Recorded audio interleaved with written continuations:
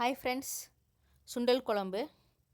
சுண்டல் வந்துட்டு சுத்தமாக வாஷ் பண்ணிவிட்டு நைட்டே வந்துட்டு ஊற வச்சுக்குங்க.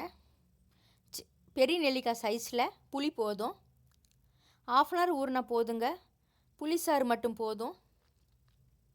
3 தக்காளி, 2 வரமிளகாய், சின்ன துண்டு தேங்காய், இதெல்லாம் வந்து அரைச்சிக்கலாங்க. 2 கைப்பிடி சின்ன வெங்காயம், 1 கைப்பிடி வெள்ளைப்பூண்டு நல்லா பொன்னிறமாக வதங்கட்டும். ஆறுனதுக்கப்புறமா நம்ம அரைச்சிக்கலாங்க. குக்கரில் 4-5 டேபிள் ஸ்பூனு ஆயில் போட்டாச்சு. ஆயில் சூடான உடனேயே நல்லெண்ணெய் போட்டு இருக்கிறேனுங்க.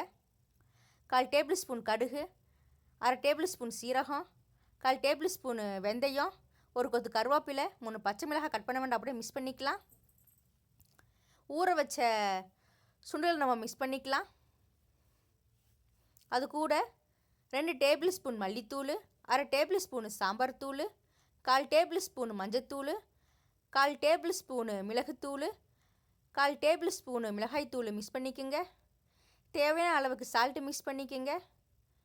இப்போ அரைச்ச பேஸ்ட்டை நம்ம மிக்ஸ் பண்ணிக்கலாம். தாளிப்பில் நல்லா கலந்து விடுங்க. குழம்புக்கு தேவையான தண்ணி, புளிசாறு மிக்ஸ் பண்ணிக்கோங்க.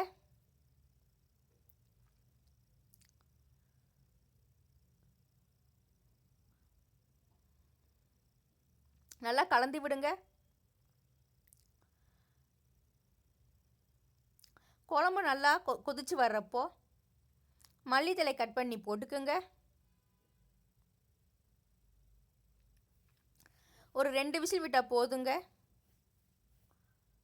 நல்லா விசில் போனதுக்கப்புறமா குக்கர் மூடி வந்துட்டு ஓப்பன் பண்ணிக்கோங்க.